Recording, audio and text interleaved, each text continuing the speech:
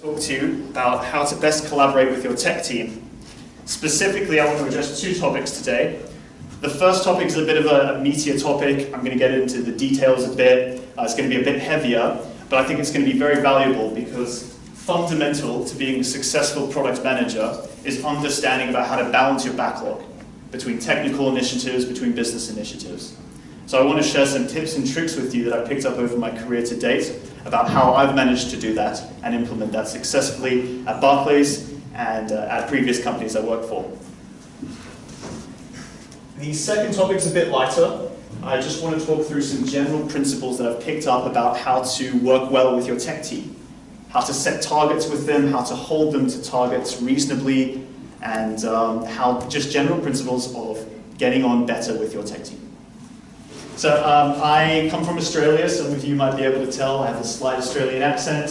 Some people tell me it's fading, and I'm ashamed to hear that. I studied at the University of Technology, Sydney.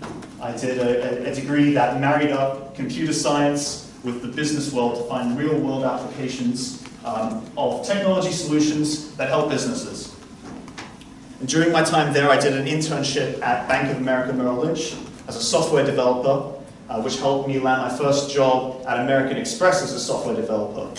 Actually, any techies in the room might know this, but I was working on American Express on their mainframe system, which runs on COBOL. Ancient, yes, you can hear by some of the reactions, it's an ancient programming language, and it was very hard for me to keep my eyes open and keep fully concentrated. And I found out at my job at American Express, the thing I enjoyed the most was interfacing with my business stakeholders. I was talking to real people about real problems and trying to solve it strategically. So I decided to pursue a career in product. I started as an associate product manager for American Express, graduated, if you will, to a product owner position, and now finally I'm working for Barclays as a product manager. Technical professionals by nature need to be hyper-focused on the details. They need to be details-focused. Because if they're not details-focused and they miss out on some details, what will happen? Bugs will happen. Vulnerabilities will happen. Data leaks could happen. And this can cause serious reputational damage and damage to revenue.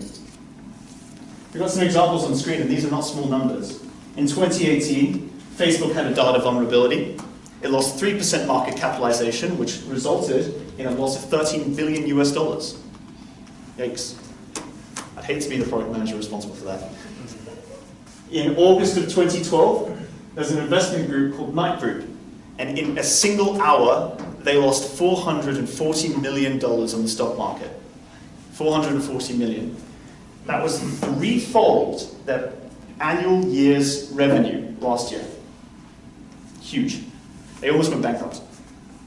And in 1998, NASA lost a space probe worth $665 million US due to a software bug in the thrusters. They got the wrong SI unit. They coded it in pounds per square inch instead of newtons. And what you're seeing on screen here is a rare artistic interpretation of that $665 million drifting away from NASA.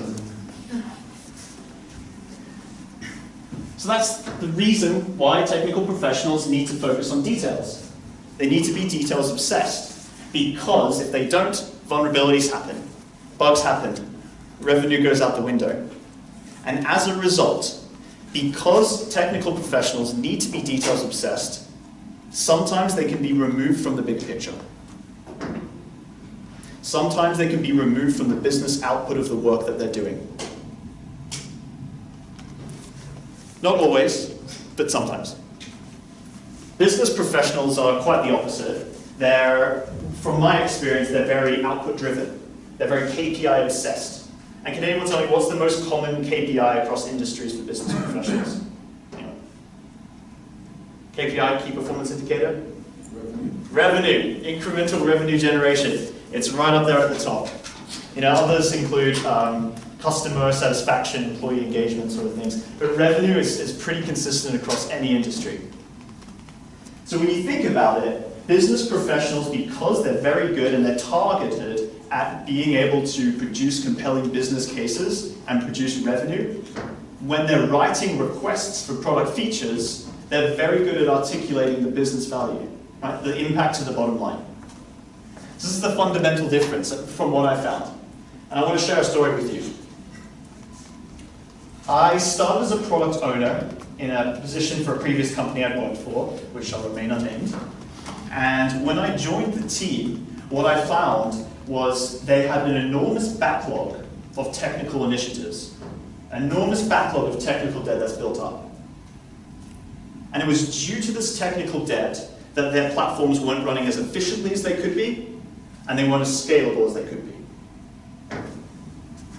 When technical debt builds up, it impacts efficiency and scalability. Efficiency and scalability. So I asked myself why. They had a competent product manager, they had a healthy Scrum team, they were mature, it wasn't a new technology. So why wasn't this technical debt being prioritized? It was costing efficiency, it was costing the scalability, that's a real impact, it's tangible. So why wasn't it being prioritized? And here's what I found. When a business initiative was delivered to the team, it was delivered by a business professional. And business professionals are very good at writing compelling business cases.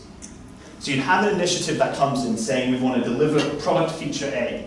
And product feature A delivers £50,000 in incremental revenue generation uplift per year. Very easy, very compelling. Any senior stakeholder will look at that feature and say, great, I want it. Now, the technical teams, they were coming up with technical initiatives.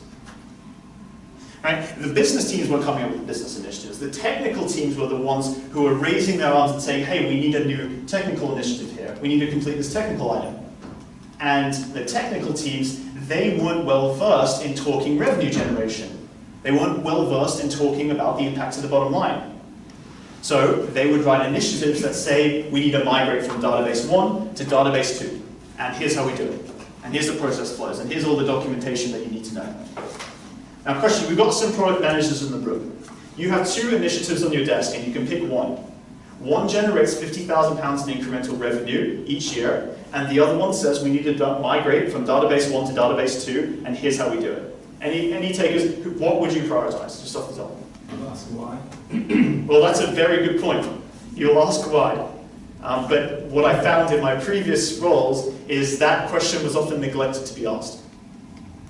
And with just that information and no further information, it becomes immediately obvious which initiative was being prioritized, and hence why technical debt was building in our backlogs.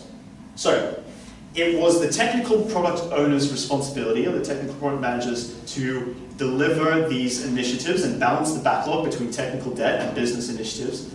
But the problem was, the disconnect was, there was no way to compare apples to apples initially, right? They just didn't have the information.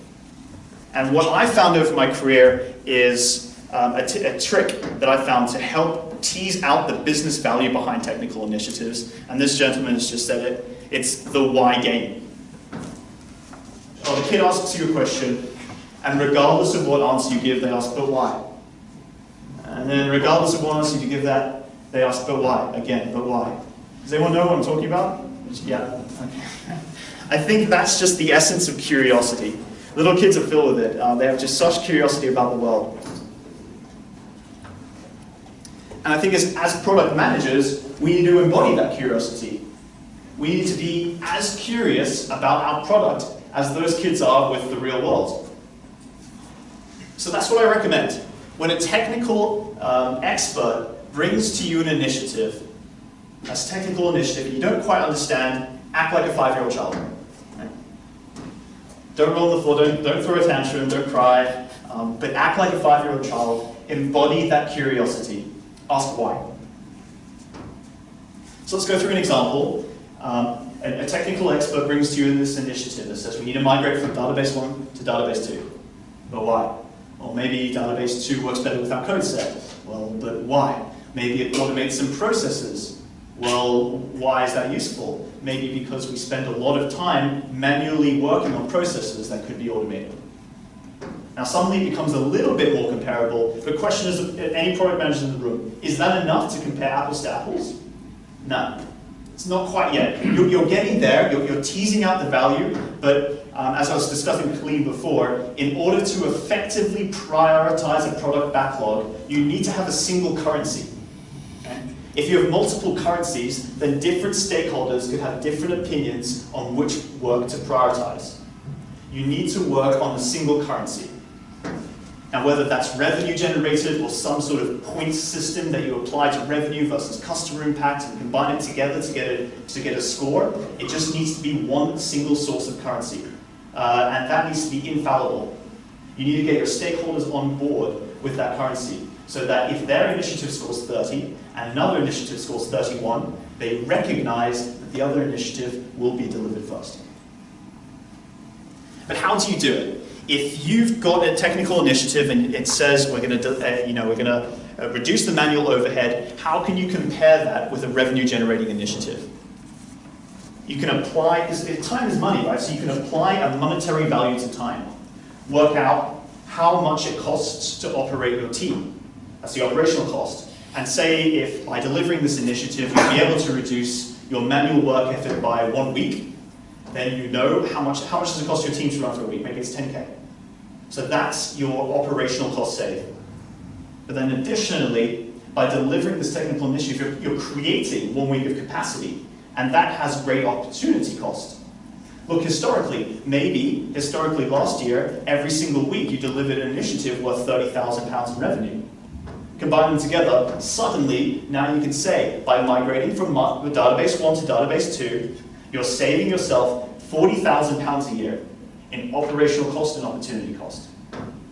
So now you're reaching a stage where it's apples to apples. You're applying a single currency that can be applied across all initiatives on your technical backlog. Does anyone have any questions so far? Yeah, go ahead. Do you have a matrix that you've used or that you've recommended that you could use to kind of, you mentioned measuring customer impact? Yes. Yep. Do you have something that you've used or? Yes, I do. I can recommend it to you. I don't have it in the deck today, but it's a matrix. Some of you might have heard of it. It's called the WSJF matrix. It's a funny name. WSJF. It stands for Weighted Shortest Job First. It measures a bunch of different value competencies. That's revenue generated to the business, the impact to your customers, impact to customers effectively, and then you divide that. This is the important thing. You divide it over the time to market. How much development effort is required to stand up the initiative? Thank you. Can you repeat that again? The framework, can you repeat that again? WSJF. WSJF, Weighted Shortest Job First. Now, what I've recommended, I've used the WSJF framework across many different industries, and what you'll find is you can actually just fine-tune it so it works best for your industry and your team. Because some teams, they are very customer-centric. Other teams care more about generating revenue for the business. So you can apply different weightings to the different parts of the formula to make the output score best suit your operational objectives. Sorry, can I just ask then, so presumably that's the model you used when you were first getting all the stakeholders on board as to how you were defining, what you were prioritizing. Was there any pushback there, or do you have to kind of win hearts and minds, or? Yeah, it's a collaborative exercise, especially if you don't have full autonomy over your backlog. It's definitely a buy-in exercise. But what I would recommend, if you've got multiple stakeholders who are the decision makers for your product, is to get those decision makers in a room and agree on a model that works for everyone. You will get pushback if you try and develop it yourself and then apply it. So, yeah, good question. Okay, any other questions? Normally in this negotiation process with various different stakeholders, what kind of stakeholders do you find most difficult to deal with, I guess, especially putting the context of the administration? Yeah. Well, historically I've found a lot of the regulatory stakeholders, those that are responsible for your regulatory needs and compliance, digital auditing, that sort of thing. Those stakeholders, they're not, by nature, they can't be flexible because the regulations, generally speaking, aren't flexible. So when I'm working with those sorts of stakeholders, you can't necessarily apply their values into the model, you sort of have to overlay it over the model. Whereas you have a sort of a shortcut. If it's a regulatory issue, and it's an issue that, it's a big regulatory issue, it just gets sent straight to the top, a catch-all sort of thing.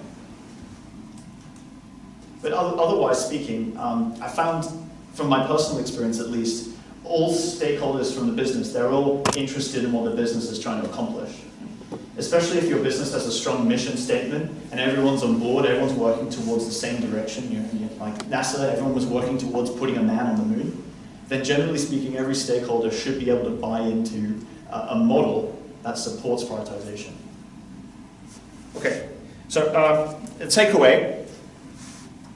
As a product manager, you are responsible for understanding the value of and prioritizing technical initiatives as well as business initiatives. Technical initiatives as well as business initiatives. And generally speaking, where the technical initiatives aren't prioritized, that's due to product managers. They don't understand the initiative, they don't understand the value it's producing, so they don't prioritize it. Now, I'm not suggesting just to drop everything and prioritize most technical initiatives because you want to improve the scalability and efficiency of your platform, but sometimes that is the right case. I want to walk you through some examples now. What I've got is a very crudely drawn graph on the screen that represents business value delivered over the time axes. And what you'll see is the red line is what your output will be when you underinvest in technical debt. And that's because when you underinvest in technical debt, it's at the cost of your team's efficiency and scalability, so your output goes out over time. But can anyone give me an example where it might be appropriate to underinvest in technical debt? Yeah? MVP. MVP, cool, yeah, that's a good idea. Essentially short term. Anywhere where you need to focus on the short term, like get a product to market really soon, or perhaps if the roadmap of your product isn't looking so bright. Maybe in 4 months' time, there's a competitor product that's going to come in and slash your product and replace it. Or maybe you've got a really important stakeholder meeting in 2 months, and you're nervous that you're not going to get the funding for your next year's development. So you want to prioritize delivering as much value as possible before that meeting, and then you can sort of refocus on technical initiatives afterwards. Now the alternative, and this is not a good alternative to underinvesting in technical debt, is overinvesting in technical debt. What you'll see is if you overinvest in technical debt, at the very, very long picture you get the best result, right? Because you get this platform that's well-oiled, that's squeaky clean. But that's with a big caveat and a big asterisk. Because in the intermediary term, you have to focus all your development effort on prioritizing these technical initiatives. And then what happens? Say you're developing a product, you launch it to market, you prioritize all your technical initiatives, you're asleep, safe and sound in your bed, and you hear an angry knock at the door, and it's a very senior business stakeholder who said, hey, we've just invested £350,000 in your product, can you show me where my returns are? And at this point, you have nothing to show. You've got no tangible output. So your product funding is going to get cut. You're not going to be able to have a team. You're going to deliver no value over time because you've just wasted all this time and energy. Now there are a few fringe cases where it is appropriate to only prioritize technical initiatives. Can anyone think of one? Compliance. Yeah, cool. If it's a it's a technical initiative that supports compliance, then it's like a must-have, right? So yeah, you got to do it. That's one. Can anyone think of any others? Security. Yes, same line really. Data privacy, security, compliance, that sort of thing. I'd also recommend that there's probably an additional, that's if you're blocked from delivering business value. Like say you want to stand your product up, it's fully developed, but there's a communication that's yet to go out. Then either you're sitting on your hands and doing nothing and waiting for that communication because you're blocked from delivering business value, or you can work on some technical initiatives in the meantime. So we've got two green lines, and these are my favorite lines. We've got one which is investing in your platform. This is putting a significant amount of your development effort into technical debt so that over time you see growth in your output, growth in your velocity. But it's not always the case that you want to invest in technical debt. But when would it be the clear-cut case that you should be investing in technical debt? Yeah? when the product starts falling down. Yeah, maybe when the product starts falling over, you go and pick it up again. Yeah, that's a good one. Anyone else? Just scaling your team. Scaling your team, yeah, building your team, and then specifically in that example, when you're building your team, you're building up your product, you have to have funding secured. Because if you have not yet had funding secured, or it's still like an MVP type product where you haven't yet proved value, you really need to focus on getting as much value out the door as possible so that you can secure your stakeholders' confidence. Get their buy-in, make sure they fund your product, you have a nice roadmap ahead of you, then you can invest in the long term. And the alternative is the thing that I would see probably the most in my career, and I'm sure you guys see this as well. It's an approach called keeping the lights on. It's cheeky, it's investing just enough technical capacity to maintain your team's velocity, that you're not growing your team. I think this is the most common approach by most product managers who are very business-centric, who are very results-driven. They want to maximize their output, but at the same time, they're not really willing to invest that much into growing their product because they're really focused on revenue generation and impact to bottom line. So I think a lot of the time, where it might be appropriate to keep the lights on is where there's ambiguity in front of you. Right? Maybe there's a funding meeting coming up and you're a well-established product, but you're just ambiguous about what the future holds. All right. So that marks the end of the first topic, which is balancing your backlog between technical initiatives and business initiatives. That was quite a meaty topic, so well done for getting through that. Thank you for staying awake, everyone. I can see open eyes, that's a good sign. The next topic's a bit lighter. I want to cover 2 points. One is about setting targets with your team and holding them to the targets, and dealing reasonably with your tech team when it comes to targets, which is very important. And then finally, just some general principles about how to get on with your tech team that I've picked up that works for me personally. Setting targets with your tech team. So often I've seen in my career as a product manager, other product managers challenging their tech teams. And in fact, I've seen it at a very senior level, very senior employees encouraging the product managers to challenge tech teams. Now I want to refer you to the 3 Qs. Quality, quantity, and quickness. The 3 fundamental Qs of product. Quality, quantity, and quickness. Forms the triangle, the 3Q triangle of quality, quantity, and quickness. And generally speaking, the approach is you pick 2. Right? You can't pick all 3, you can just pick 2. So I want to walk you through a scenario. Let's say you've got a product feature that you want to deliver, right? Product A. And you come to your team and you say, hey, I've got this great new feature, when can we get it to market? What's the exchange that's happened there? You've talked about your product feature, that's the quantity, how much you're delivering, how big the feature is, what's the scope, how many different nuances, how many different features do you need, how many variants? And then they're talking about the quickness. They say we can get that feature to you by the end of July. They're saying that's the quickness. So then the 3rd Q, quality. What does quality mean? Anyone know? Yeah? Code quality, front-end quality. Yeah. Yeah, precisely. And if you neglect quality, you build technical debt, don't you? Yeah. You build technical debt that you're going to have to revisit. It's like patch-based solutions. That's just going to cost you in the long run. So let's look at the exchange. You come to your tech team, you say, I've got feature A, when can I get it by? They come back to you and they say, you can get it by the end of July. A lot of product managers are encouraged to challenge and say, can we get it sooner? Can we get it by the beginning of July?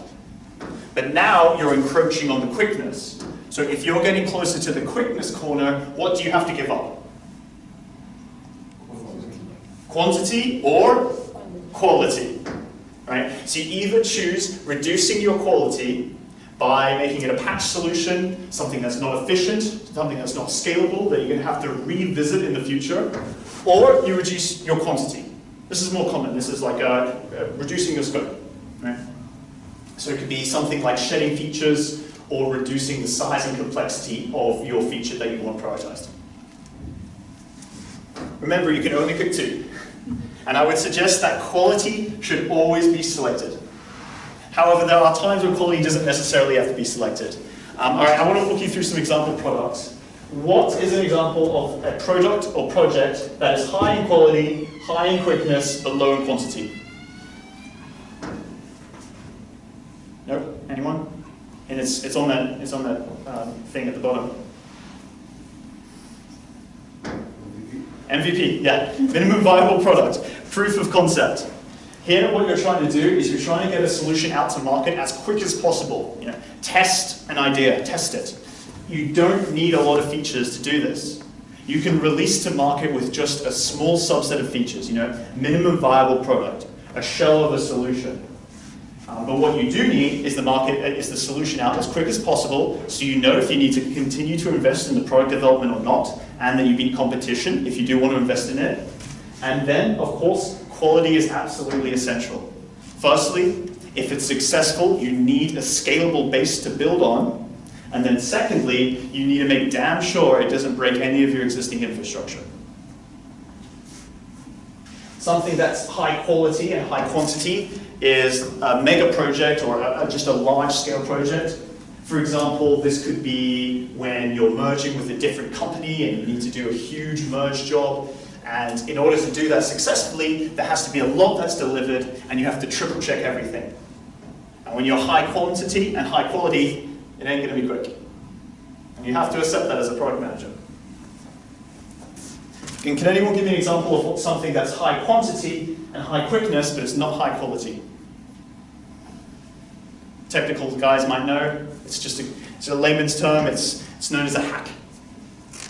A hack is like a solution. It's like a Band-Aid solution. You know, you're bleeding and you've got a wound. And you just stick a Band-Aid over it. Right? It's not going to solve the wound. You're going to have to come back. You're going to fix it. And the hack is basically throwaway architecture. It's short-term only. Stop the bleeding, stop the damage, but you're going to have to revisit the solution. And sure, you can get quite a bit done with a hack, and you can get it out quickly. There's no quality, and overall, you're going to spend more time. Any questions on the 3 Qs? Anything to add? Any discussions? What happens when you compromise on quantity and also quickness, and yet the newly agreed timelines still don't happen? And yet? The newly agreed timelines still don't push back. So this is very common, especially for new tech teams or tech teams who are working on new technology solutions or doing something innovative. And what happens there is, let's say you're coming to the team, you say you want this delivered, and you're saying, all right, I'm happy to forego on the quality, but we need it by a quantity, but we need it by the end of July. And they say, sure, no problem. If you wanted to cut your scope, we can deliver it by the end of July. But then mid-July comes along, they say we need another month. And maybe by the end of that month comes along, and they say we need another month. In fact, that's happened to me quite a lot. Now, they're not foregoing any of the 3 Qs, but what's happening is they're discovering that the feature, the quantity that you are asking for, is actually a lot bigger than they originally thought. So maybe there's internal processes that they hadn't considered when they're sizing the quantity. Or maybe they just didn't have the resourcing to get it done. Maybe someone key has gone on holiday for a bit or has had to take some time off work. So effectively, it's a stickler. You don't have much option there, but you should understand that, you know, it's likely because they've misestimated the quality. And as your team matures over time, and as if you do similar projects over time, they're going to get better and better at really estimating what the quantity of the work is that you've given them. Could you elaborate a little bit more on the scenario when you're under pressure from people above to challenge the technical team? Yeah. You know, on dates or whatever it might be. Yeah. I'm sure there's an element of trust there where you kind of know if someone says the end of June, you can push it to the 3rd week in June and you won't compromise. There'll be other elements where you have to, you know, we will be really compromising. Can you elaborate a bit more on kind of what's the best way of handling those kind of situations? Oh, it's very tricky, and I think it's horses for courses, depending on who you're speaking with. But I like the bucket analogy.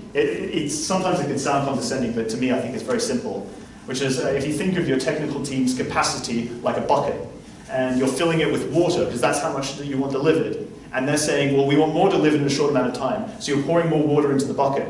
but it's already filled. So either you're going to put the bucket under a lot of pressure and substitute your quality, or some stuff needs to spill out to work with quantity.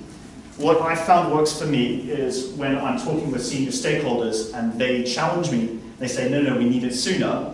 I come to them with the list of features. And I say, okay, fine, we can get it sooner, but you need to pick which features you're comfortable with dropping. That way they have control over the situation, and maybe they'll come back and say, no, we need them all. I'm okay with the accepted delay. So it's a negotiation really then. Yeah. And I mean, so it is a negotiation, and if you give them the insight about really what they're negotiating for and let them make the decision, then they're going to be much happier with the outcome. Also worth reminding them that 9 women can't make a baby in 9 months. Yes. I'm sure it's been tried. That's a good one. I think it's also important for stakeholders to understand the quality aspect of it. Certainly with senior salespeople, you can quiet them down by saying that if you do a live demo and it falls down, you're the one that's just lost the client. That's why we have high quality code. And that does help a lot. And also pulling them into the progress of project as well, and helps them see where we are, and kind of it helps manage their expectations. If they're kind of in the dark from like the entire process, then they quite rightly have an expectation that you said you're going to launch it this day and it's not this day.